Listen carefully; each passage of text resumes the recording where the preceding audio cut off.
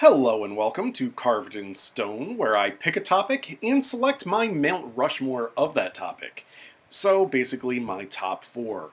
But I will mention more than four selections. Lists, of course, are subjective, and four is narrowing it down quite a bit, so I'll explain why some may fall just short of the mountain.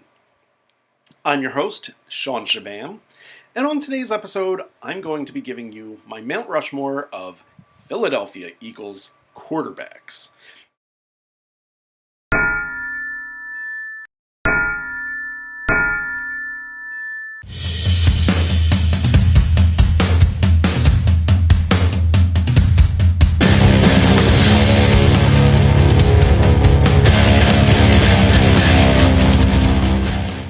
This podcast is not affiliated with or endorsed by the Philadelphia Eagles, the NFL, or any of their properties. All player images used in this episode are sourced from Wikimedia Commons and are believed to be in the public domain or available under a Creative Commons license. Before I get into this particular mountain, I would like to say that I am only including quarterbacks I saw play and am old enough to remember.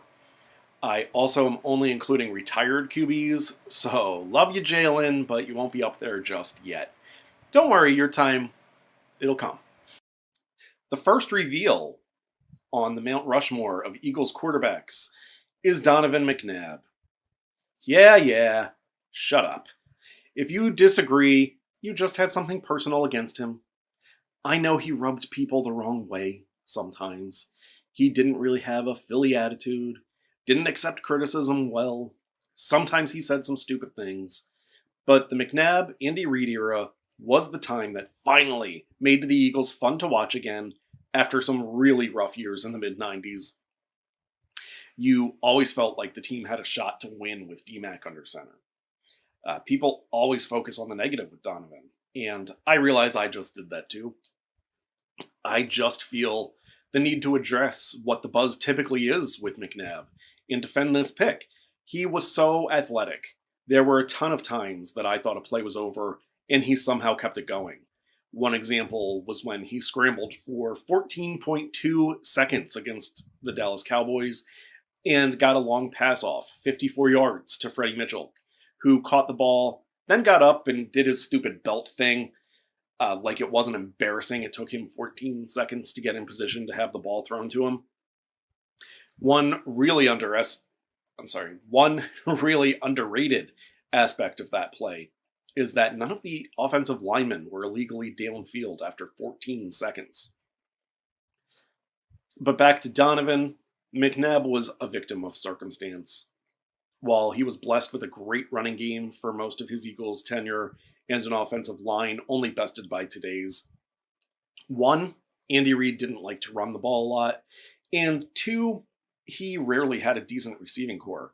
I mean, look at some of the guys he was throwing to. Todd Pinkston, James Thrash, I already mentioned Freddie Mitchell, Kevin Curtis, Nate Brown, Charles Johnson, Torres Small, Greg Lewis, Hank Baskett, Jason Avant. Not all of those guys are terrible, but none of them really wow you either. Yet it was somehow only McNabb's fault when they kept falling short in the NFC Championship games. He finally got a true number one receiver in Terrell Owens. Unfortunately, they met the Patriots, who were in their dynasty in Super Bowl 39, and things then blew up between the Eagles, especially McNabb and T.O., and T.O. exited halfway through the following year. Later in his Eagles tenure, McNabb got some weapons in Deshaun Jackson and Jeremy Maclin, but he was past his prime by then. If they had just gotten more talent around Donovan sooner, I don't have many doubts about them winning at least one Super Bowl. Go ahead and insert your puke jokes here. The amount of hate Jalen Hurts gets today is absurd, but McNabb's was outrageous too. I mean, the Arizona Cardinals scored 32 points in the 2008 NFC Championship game, and I never once heard anybody blame the defense for the Eagles losing. Meanwhile, McNabb threw for 375 yards and 3 touchdowns in that game, but he got all the blame. Granted, he threw one interception, but come on. Like I said, he rubbed people the wrong way. As I also mentioned, he didn't take criticism well. Hurts has a much better approach to that. But McNabb was great on the field, no matter what anyone says. And that's what I'm really trying to stick to with this mountain, is the performance of the quarterbacks on the field, not off it. Keep that in mind for a later reveal. I remember people would say when he was the quarterback that the Eagles needed to replace him with somebody, and then they would hoist the Lombardi. And when you would ask them who, it ended the conversation every time because they didn't have an answer. And that says a lot. I am so sorry. I just realized that I did more defending of McNabb than I did focusing on his talent and accomplishments. But that's really the way every conversation about him goes. I know that if I didn't address those things, everyone listening would drag him down, which is probably what will happen anyway. He got the team to 4 consecutive NFC Championship games and a Super Bowl. That doesn't happen by accident. Now, in closing for this portion of the mountain, my little McNabb tirade, let me remind you of the criteria. These quarterbacks must be retired, and I have to remember seeing them play. I can't remember any seasons before 88, maybe 89. If you've been following the show and you know that I said I remember the 86-87 Flyers season and you're wondering how I don't remember that for the Eagles, I did say hockey was the first sport I really got into. That probably has a lot to do with the Flyers making the Stanley Cup finals that year and getting to Game 7 against Wayne Gretzky and the Edmonton Oilers. Meanwhile, the Eagles were always falling short. I do list my fandom in order now as Eagles, Flyers, Phillies, Union. But back then, I hadn't really gotten into football yet. But I'm loving it now. And I, for one, remember Donovan McNabb fondly. And I'll list him as my number 1 Eagles quarterback in my lifetime, given the current criteria. Hurts will overthrow him upon retirement. I'm not even going to start arguing that. There's no way I could put anyone else in this spot. On to the next. Randall Cunningham, Scramblin' Randall. One of the most popular players in Eagles history, and for good reason. He was so much fun to watch. A play was never dead with Cunningham. The perfect example of this was on Monday Night Football against the New York Giants. 3rd and goal, inside the 5. Cunningham drops back to pass, gets hit by Carl Banks. It looks like he's going down. Somehow, he doesn't allow his knee to hit the ground and instead keeps himself up with his left hand, then threw a touchdown pass to Jimmy Giles as he got decked by another player. Another one of his notable plays was actually a punt that went 91 yards, also against the Giants. Cunningham was just electric. Such an amazing athlete. I feel that, like McNabb, he had some circumstances working against him. He never had a great offensive line. He showcased his escapism time and time again, but if he had a line, he maybe could have showcased his passing ability more often because it was there. He was coached by Buddy Ryan for the majority of his time as an Eagle. Buddy was a defensive guy and really kind of ignored the offense. This is probably why Cunningham didn't get the protection he deserved. Buddy was so obsessed with keeping the opponent off the scoreboard, he forgot his team also needed to get on it. Cunningham did have some nice pieces at times to throw to with the Birds. Mike Quick was in the twilight of his career when Cunningham became the starter, so I don't really count him.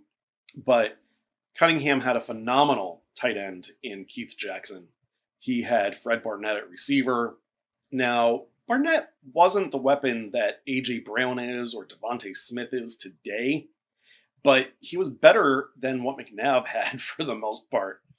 He also had Calvin Williams, and he had Chris Carter, but pump the brakes before you talk about how wonderful Carter was. Carter had a serious drug and alcohol problem at the time.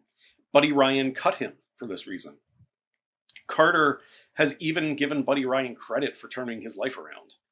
And if we want to stay on the field, Carter was good for the Eagles, but he didn't become what people remember him as for another couple of years. His last season with the Eagles was 1989. His first 1,000-yard season with the Minnesota Vikings wasn't until 1993. So Cunningham had some talent around him, but not enough. Certainly not a good enough offensive line. He never won a playoff game. And another thing that rubbed some people, including me, the wrong way was when he signed to be Troy Aikman's backup with the hated Dallas Cowboys. I still want to puke when I think about that. I hated seeing him in that jersey, but let's give him credit for being a great QB for Philadelphia. He belongs on this particular mountain. I couldn't have a Mount Rushmore of Eagles quarterbacks without mentioning the first man to get the job done. You guessed it. Next up is Nick Foles. You know, it's funny. I feel there's really no debate that Foles belongs here, yet when you look at his games played, you would think there's no way. He never played a 16-game season. What he was insanely good at was catching lightning in a bottle. Whenever he had to play for an extended period of time, he ended up looking like a long-time starter. Like, for example, of course, he had that game of 7 touchdown passes against the Raiders, and I benched him in fantasy that week. I'm still angry about that. Sometimes I think the way he looked worked against him. He kind of looked goofy and aloof. He ran like molasses, but he always seemed to get the job done. In fact, he was the first QB to get the job done for the Eagles. What an amazing run he had leading up to and in Super Bowl 52. I'll be the first to admit, after Carson Wentz went down while in the middle of an MVP caliber season, I was crushed. I thought Foles was good, but not Super Bowl winner good. He proved me wrong. I'm glad he did. I guess I may as well get into the Wentz-Foles debate now, because as of this recording, Wentz is a free agent, but not retired, so he isn't eligible for the mountain. Two very different quarterbacks. Wentz had that elusiveness and ability to run that we're used to seeing in Philly. Foles, like I said, very slow, a pocket passer, but so smart. And he just had ice in his veins. Nothing rattled him. That's immeasurable. Sometimes the intangibles are more important than the tangibles, and that was the case with Foles. People always ask, could Wentz have done it if he didn't get hurt? There seem to be two very strong camps on that. The no-doubters and the no-wayers. I'm in a much smaller camp. The I don't carers. They won. Just enjoy that. I will say that I have doubts that Foles could have pulled that off as the full-time starter. Like I said, he never played a 16-game season. The best thing to ever happen to the Eagles was the worst thing to happen to Carson Wentz. I truly believe he had a ton of talent, but mentally watching his backup not only win the Super Bowl, but get named MVP just messed up his head. Let's get back to Foles, though. Such a great guy. I haven't met him, but he seems so nice, and that's been verified by those who have had the privilege. Sharp as a tack in the pocket. Cool, calm, and collected, like I mentioned previously. The Philly special will live on forever. I'm still so angry that when Foles jerseys went on clearance for $5 that I didn't buy one. That was when that moron Chip Kelly got rid of Nick and a lot of other guys. My thought was, why get a jersey of a guy who isn't here anymore, is never coming back, and didn't win anything? Fast forward a few years, he won something. He came back. He won something. And I don't think you'll ever see a Foles jersey listed for $5 ever again. Sorry that I went off on another tangent there a little bit. I'll try to focus on this last one to close things out. Last pick. I alluded to this earlier. I want you all to bear in mind, I am basing this on their performance on the field as members of the Philadelphia Eagles. This player had a major run-in with the law. He spent 2 years behind bars. You don't have to like him, and I'm not defending anything he did off the field. But on the field, he played well for the Eagles. The final spot goes to Michael Vick. I've mentioned too many negative things already, so I'm going to focus on the positive here. And how can your favorite Michael Vick game with Philadelphia, if you're an Eagles fan, not be the comeback against the Giants? Miracle at the New Meadowlands. The Eagles were getting absolutely destroyed. And the score was 31-10 in the fourth quarter with 8 minutes and 17 seconds remaining. I was laying on my couch, just barely staying awake. I had really lost all hope. I was laying down. Then Michael Vick and Brent Selleck connected for a 65-yard touchdown, making the score 31-17. I sat up and sarcastically kind of went, "Oh, great, a comeback." Truth be told, I was a little pissed that they were getting me back into the game. I thought there was no chance of winning, but I still had to watch, and I wanted to take a nap. Well, I was wrong. I won't break down everything. I'll just say Vic started playing out of his mind. He was eluding tackles, making throws. He had a 33-yard run. He threw one more TD pass and ran for a score as well. The Eagles came back, Vic leading the way. Deshaun Jackson ran in a punt for a touchdown at the end of the game. Birds 38-31. Vic was also instrumental in the Monday Night Massacre against the then Washington Redskins. McNabb was quarterbacking Washington at the time, actually. Vic got things started off with a bomb to Jackson for a touchdown, and the game was pretty much over before it started. Vic threw for 333 yards, 4 touchdowns, and also ran for 80 yards and 2 more TDs. I remember I obviously wanted the Birds to win, but I was in the lead of my fantasy game by something absurd, like 53 points or so. My opponent had Vic, and my guys were done for the week, so I figured the Eagles will win the game, but I'll still be safe in fantasy. Nope, I lost the fantasy game. But the real game was a lot of fun for a Philly fan, so that made up for it.